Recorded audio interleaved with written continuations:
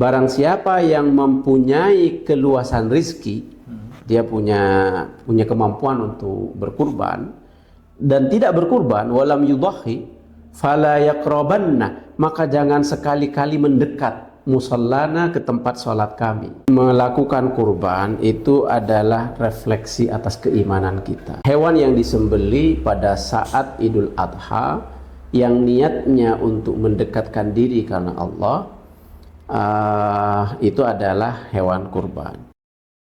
Assalamualaikum warahmatullahi wabarakatuh. Waalaikumsalam warahmatullahi wabarakatuh. Berjumpa kembali dengan saya Ahmad Hendra Purnomo di Yoma TV.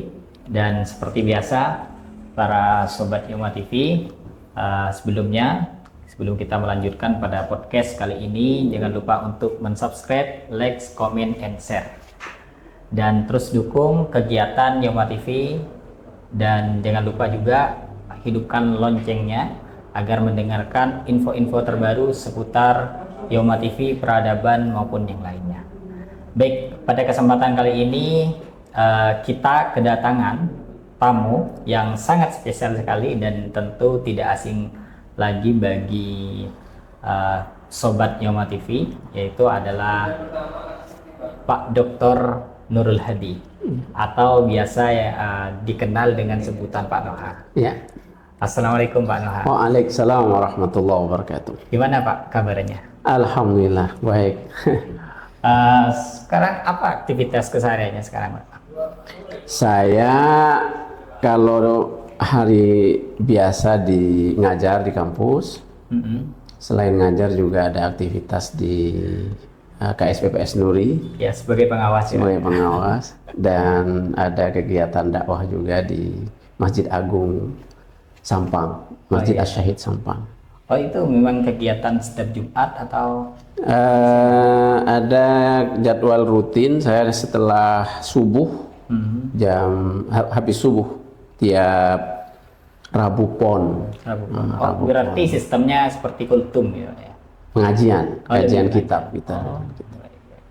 Ya, memang Pak Noha saya lihat ini memang akhir-akhir ini semakin produktif ya.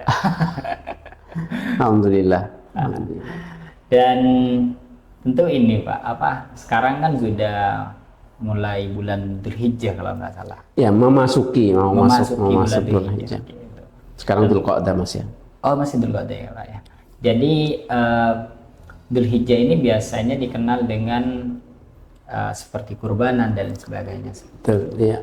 Dan tentu ini juga banyak sih pertanyaan-pertanyaan yang kami himpun dari beberapa pertanyaan, terutama dari Sobat Yoma TV dan juga yang lain, itu terkait kurban, Pak. Ya.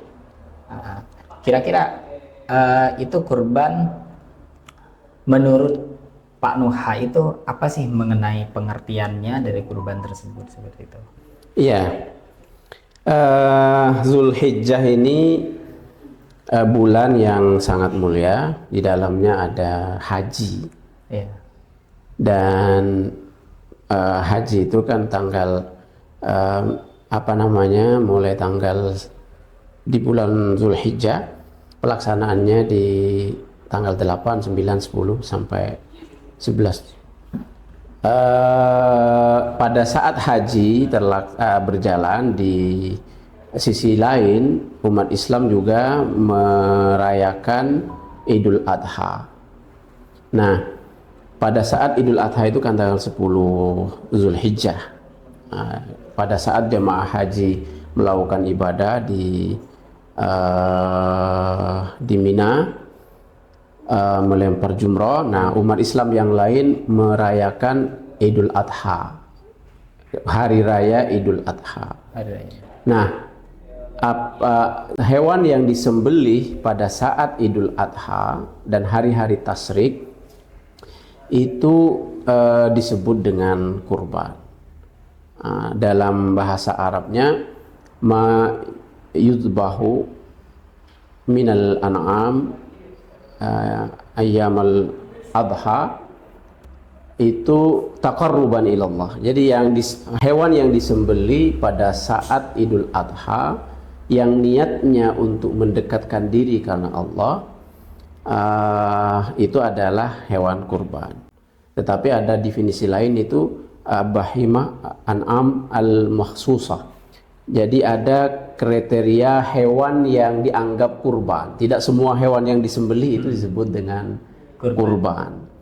Nah, maka jadi sembelihan yang diniatkan karena Allah di hari raya Idul Adha itu disebut kurban. Tapi masih ada perinciannya. Yang disembelih di hari Idul Adha itu adalah yang disembelih setelah sholat. Jadi kalaupun menyembelih kambing tapi sebelum sholat Idul Adha tidak disebut dengan kurban. Itu disebut sebagai apa, Pak? Nah, itu disebut dengan sembelihan biasa. Nah, pernah terjadi di zaman Rasulullah. Kami telah menyembelih kambing ya Rasul, tapi sebelum sholat. Oh, itu berarti sembelihan biasa, bukan kurban. Berarti ada syarat-syarat dan ketentuan. Ada syarat dan ketentuannya. Semua hewan yang disembelih karena Allah di hari Idul Adha adalah kurban. Tapi syaratnya disembelih setelah sholat Idul Adha. Yang syarat yang lain adalah hewannya unta, sapi, kambing. Ya. Itu mengenai kriteria dari setiap kurbanannya itu apakah ada atau gimana? Iya, jadi hewan yang disembelih untuk kurban itu memang ada kriteria-kriteria. Tadi disampaikan hewan yang masuk hewan kurban adalah unta, sapi, kemudian kambing. Kambing ada dua jenis, ada namanya dhan, ada juga namanya ma'is. Ma'is itu artinya kambing kacang, kata kambing kacang, atau yang dhan itu adalah domba.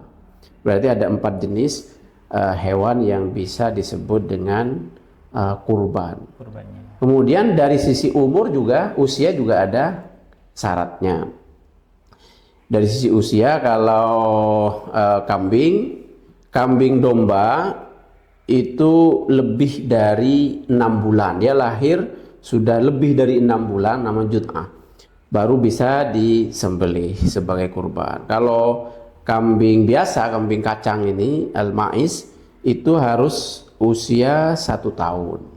Nah, kalau sudah 1 tahun baru bisa cukup secara kriteria penyembelihan kurban. Kalau sapi dan sapi itu 2 tahun umurnya. Kalau unta itu 5 tahun. 5 tahun. Sehingga tidak sembarang kita menyembelih, karena ini kan memberikan yang terbaik kepada Allah, karena mendekatkan diri kepada Allah. Maka kita harus memberikan yang terbaik. Maka ada kriteria, tidak boleh sapi yang cacat, yang tanduknya pecah misalkan, atau kupingnya tidak ada satu, itu tidak boleh. Jadi harus yang sempurna, yang sebaik-baiknya. Sebagaimana Nabi Ibrahim berkurban, digantikan oleh Allah dengan kambing yang sempurna. Oh, berarti meskipun semisal ya, bukan hanya tanduknya yang tidak ada, tetapi ada bagian dari tubuhnya yang terluka. Ya, tidak boleh. Jadi tidak boleh juga. kalau hanya tergores biasa atau terluka, tapi misalkan sampai cacat, anggota tubuh yang tidak ada, kecuali ada dari hadis itu, misalkan al-khasi ini yang kambing yang dikebi atau kebiri, tidak ada kelamin alat kelamin yang laki-laki itu. Nah, itu masih ada yang membolehkan, bahkan Rasulullah juga membolehkan yang khasi yang tidak ada telur kelaminnya kalau laki-laki. Ya. Itu mengenai ini, apa yang jadi juga sering kami tanyakan ya. Itu perbedaan antara kurban dan akikah, dan juga terkait pelaksanaan dan hal lainnya seperti itu. Sama-sama sembelihan karena Allah. Ini karena perintah Allah, karena syariat Allah. Tetapi memang untuk kurban itu hanya dilakukan pada hari Idul Adha. berarti tanggal 10. Kemudian dalam madhab Syafi'i 3 hari tasyrik masih bisa disebut kurban. Jadi 10, 11, 12, 13 sampai terbenam matahari. Tapi di madhab yang lain misalkan Abu Hanifah 2 hari tasyrik, berarti hanya 3 hari hari raya tanggal 11, tanggal 12. Itu sembelihan yang dilakukan pada saat itu yang disebut dengan sembelihan kurban. Kalau akikah itu khusus untuk sembelihan kambing bagi yang punya anak. Jadi setelah melahirkan punya anak laki-laki atau perempuan, nanti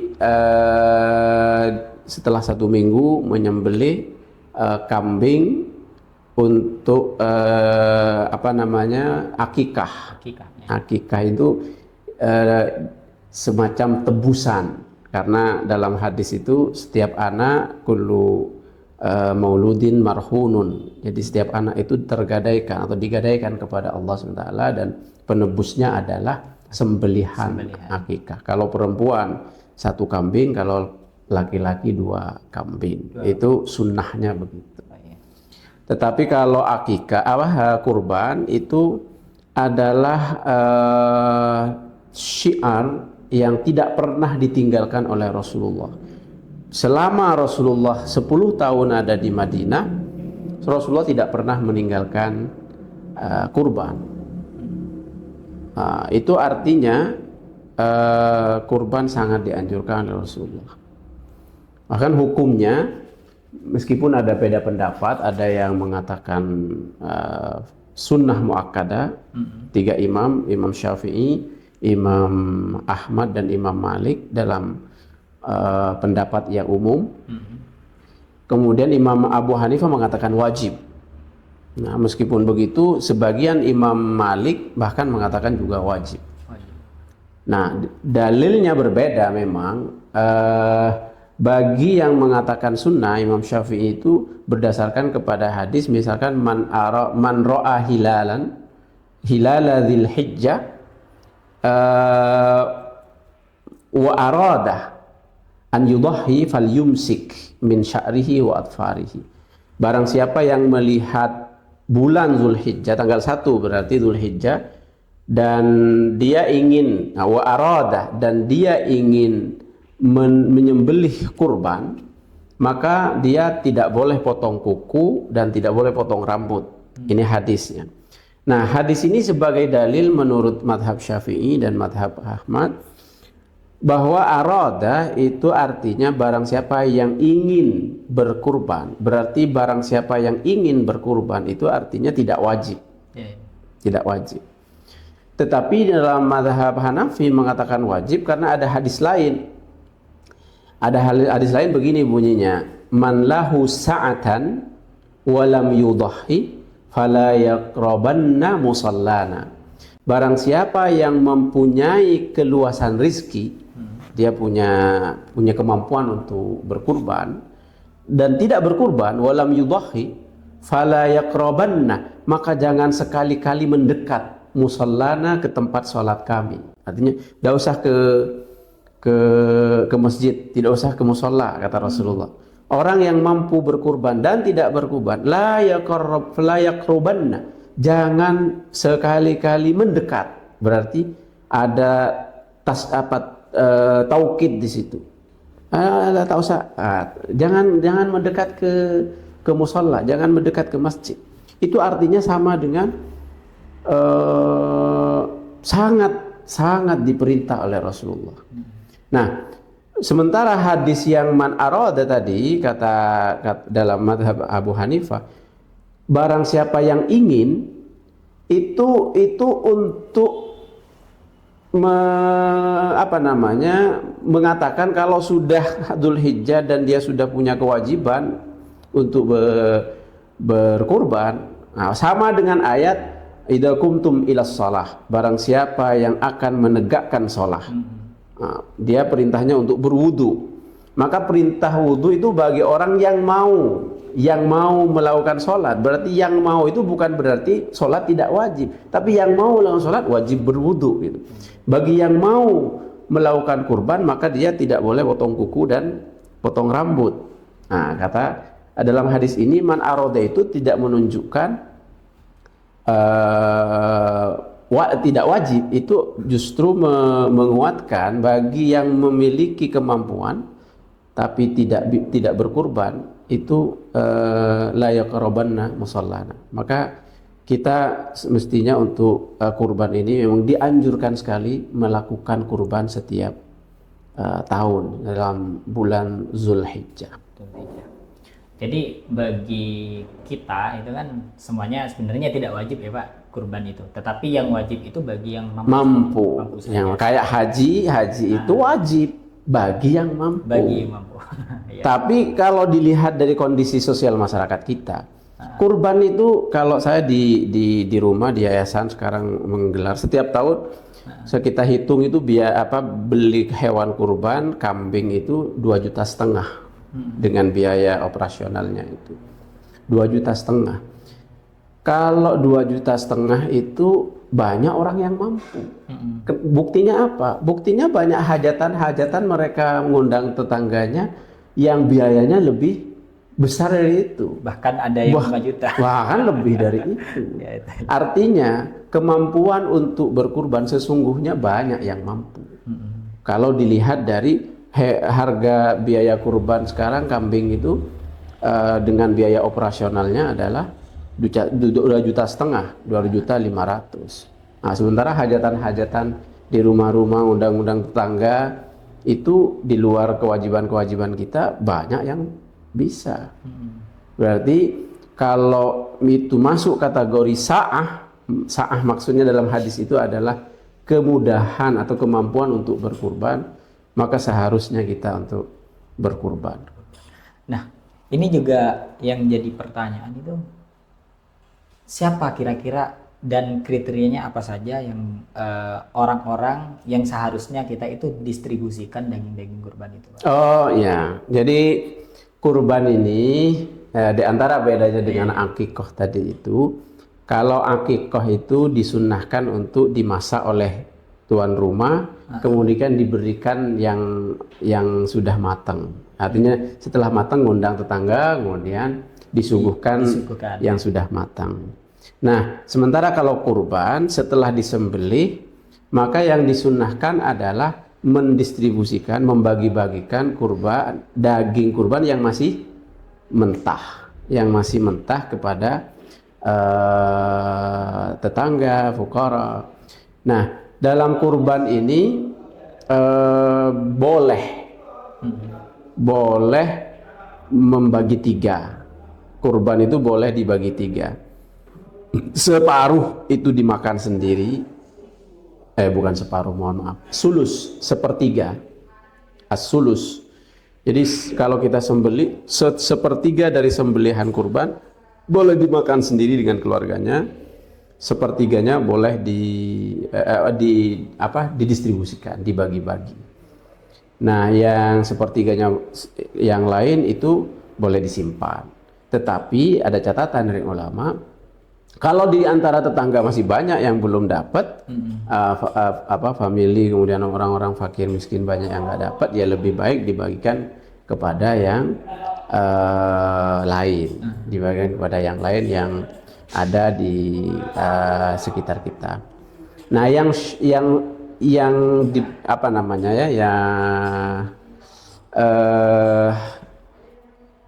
berbeda dengan misalkan zakat itu kan harus ada mustahiquz zakah, itu ya ada 8 orang mustahiquz zakah, harus orang fakir, orang miskin. Nah, kalau kurban tidak harus orang fakir dan miskin, siapa saja nanti umat Islam bisa diberikan. Jadi tidak ada kriteria penerima daging kurban. Berarti semuanya bisa menerima. Semuanya bisa menerima. Yang tidak boleh, ada yang tidak boleh. Yang tidak boleh menerima dari daging kurban adalah orang yang nyembelih atau yang bekerja apa namanya ya, panitia Ya, misalkan. panitia kurbannya seperti itu. Yang tidak boleh itu diongkos dari daging. Bukan diberi. Kalau mendapatkan daging kurban boleh. Jadi daging kurban boleh diberikan ke siapa saja. Tetapi yang tidak boleh jadi ongkos. Karena kita itu menyembelih kurban karena Allah. Menyembelih kurban taqarruban ilallah karena Allah, mendekatkan diri kepada Allah. Maka tidak boleh daging itu sebagai ongkos, atau daging kepala atau kulit itu dijadikan ongkos. Nah, kriteria ongkos itu misalkan karena dia nyembelih, dia dapat kepala, Dapat kulit. dapat kulit. Nah, itu tidak boleh. Karena itu akhirnya menyembelihnya itu diongkos oleh kurban. Tidak boleh. Sebaiknya kalau memang kita minta tolong orang untuk menyembelih, itu diongkos dengan dana lain. Misalkan memang, makanya misalkan 2,5 juta itu sudah ada dana yang diperuntukkan untuk ongkos nyembelihnya, untuk panitia operasional di kepanitiaan kalau pakai panitia. Tidak diongkos dari daging. Nah, ini juga harus hati-hati karena sering kepanitiaan itu setelah nyembelih masak-masak, makan-makan menggunakan daging kurbannya. Nah, itu khawatir dianggap sebagai ongkos. Ongkos karena dia jadi panitia, diongkos dengan daging, itu menjadi tidak boleh. Jadi dia mendapatkan jatah daging seperti biasa, seperti orang yang lain kurban dapat daging, tapi bukan sebagai ongkos. Karena kalau begitu akhirnya nilai taqarruban ilallahnya Berkurang. ya tidak ada, batal. Akhirnya dia tidak dapat apa-apa, tidak dapat pahala apa-apa dari pekerjaan sebagai panitia, sebagai orang yang berkurban. Nah, tapi yang lebih baik lagi, al-afdal, menyembelih sendiri, disembelih sendiri. Artinya kalau semisal saya Mampu berkurban, sembelihlah sendiri. Nah, niatnya bismillahi Allahu akbar, hadza minka wa ilaika taqabbal minni. Ya Allah, terimalah ini dariku. Kalau dari keluarganya siapa, sebutkan namanya. Taqabbal hadza min siapa? Kama taqabbalta min Ibrahim khalilika. Begitu. Kalau tidak bisa menyembelih, paling tidak menyaksikan. Nah, Rasulullah pernah menyuruh Siti Fatimah untuk hadir pada saat menyembelih hewan atas nama Siti Fatimah. Karena setiap tetesan darah yang mengalir dari kurban itu ada ampunan terhadap orang yang berkurban. Maka dia menyaksikan. Orang-orang yang berkurban kalau tidak menyembelih sendiri, hadirlah menyaksikan saat penyembelihan itu. Itu sunnahnya. Itu terkait kulitnya ya Pak ya. Itu kan kalau kulit biasanya kalau seperti di Madura itu kan tidak mungkin kan kalau itu dijadikan makanan juga. Ya. Itu kan biasanya dijual seperti itu. Apakah boleh itu dijual dan nanti hasil uang yang dijual itu gimana Pak? Nah, kalau dijual juga sebaiknya begini. Jadi dijual itu kalau menurut saya begini saja. Jadi diberikan orang yang berkurban kemudian memberikan kepada orang lain agar tidak menjadi ongkos kepada orang yang bekerja, itu berikanlah kepada orang yang dia percaya. Nanti apakah orang itu mau menjual atau mau diapakan, terserah orang yang diberikan. Jangan yang menjual itu yang berkurban. Oh, berarti dikasih ke orang. Dikasihkan aja, dikasihkan ke orang. Nah, syukur-syukur sudah yang diberikan itu orang yang paham, sehingga nanti yang diberikan kulit itu dia akan memberikannya kepada orang lain. Oh, iya. Nah, dia bilang, saya buat apa ini, saya berikan kepada orang yang biasa, atau saya minta tolong orang menjual, uangnya bisa dibagi-bagi. Yang menerima kulit itu boleh menjual, tapi kalau yang yang berkurban ya sebaiknya tidak menjual, karena kurban itu bukan untuk dijual tapi untuk semuanya untuk Allah Subhanahu wa taala, untuk disedekahkan kepada orang lain. Kira-kira ada nggak kalau berkenaan dengan hikmah dari kurban ini, Pak? Ya, hikmah kurban itu sangat banyak, sangat banyak. Pertama, bahwa melakukan kurban itu adalah refleksi atas keimanan kita. Orang yang melakukan kurban, dia sedang menjalankan perintah. Orang yang berkurban berarti dia keimanannya sangat baik, kuat, karena Allah merintahkan itu, fasholli li rabbika wanhar. Allah berfirman untuk berkurban. Rasulullah juga mengajak umatnya untuk berkurban, mencontohkan berkurban. Berarti berkurban adalah tingkat ketaatan umat Islam terhadap perintah. Itu satu. Yang kedua, ada syiar bahwa di dalam melaksanakan kurban kita ingin menyemarakkan ajaran Islam, di mana Islam itu suka sekali dengan berbagi, suka memberikan yang terbaik untuk manusia. Jadi ada rasa kemanusiaan dalam berkurban. Di mana misalkan ada orang yang tidak pernah makan daging sama sekali dalam hidupnya dalam 1 tahun, karena ada kurban dia akan terpenuhi kebutuhan gizinya karena memakan daging kurban, sehingga ada empati dalam berkurban ini. Nah, di sisi yang lain kurban juga ini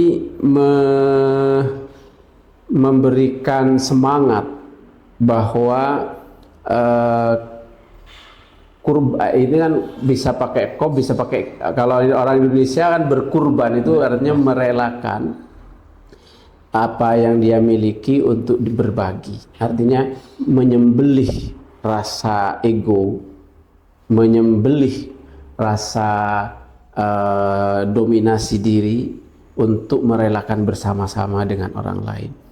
Bahkan kalau dikembalikan kepada asal usul kurban ini, di mana Nabiullah Ibrahim merelakan putranya Ismail untuk disembelih karena perintah Allah, dia menghilangkan ego kepemilikannya terhadap anak kesayangannya.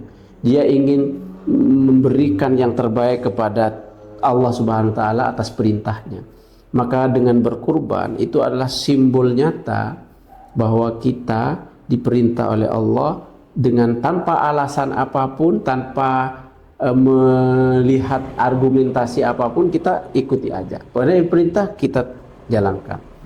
Nah, di satu sisi kesayangan kita, harta kita, kambing terbaik kita, sapi terbaik kita sembelih untuk dibagikan kepada orang lain.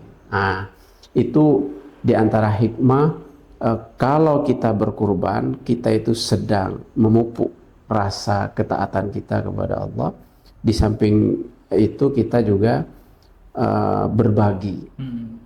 Nah, di sisi yang lain kita akan menyemarakkan syiar bahwa kalau semua umat Islam itu melakukan perintah Allah, berarti syariat Allah itu jalan. Bayangkan kalau tidak ada yang berkurban, sepi-sepi saja, seakan-akan tidak ada perintah kurban. Ya, betul. Dan juga itu kan saya rasa itu masuk ke ranah kemanusiaan juga. Ranah kemanusiaan. Makanya banyak juga yang mengirimkan hewan kurban ke Palestina. Gitu. Umat Islam yang ada di sana sedang butuh makanan, maka daging kurban dikirimkan ke sana, zakat dikirim ke sana. Nah, dengan adanya syariat kurban, zakat, sedekah, itu rasa kemanusiaan kita itu menjadi berarti bagi orang lain yang sedang membutuhkan. Salah satunya lewat kurban ini. Kita sembelih ego kita, ego kemanusiaan kita yang seakan-akan semua yang kita miliki adalah milik sendiri. Padahal masih banyak orang lain yang membutuhkan itu. Oke, baik.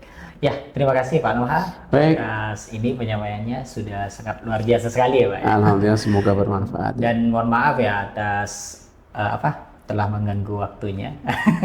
Ya, kita sering-sering diskusi untuk syiar. Iya, dan mungkin saya rasa ini cukup ya Pak ya. Baik, Barangkali makasih banyak. nanti barangkali ada yang mau disampaikan Pak Noha untuk Sobat Yoma TV. Baik, terima kasih Sobat Yoma TV. Melalui momentum Idul Adha dan perintah untuk berkurban, mari kita jalankan kurban. Tidak perlu membesarkan keinginan saja, tetapi kita juga perlu untuk berbagi dan melakukan yang terbaik karena Allah SWT dengan cara berkurban yang terbaik dari sebagian harta kita. Semoga dengan demikian kita akan selalu mendapatkan ridho dari Allah SWT dan agama kita menyiarkan hal-hal yang baik ini bisa dilaksanakan oleh kita, bukan oleh orang lain. Terima kasih. Ya, terima kasih Pak Noha. Dan saya rasa ini adalah podcast keberapa kalinya saya lupa ini.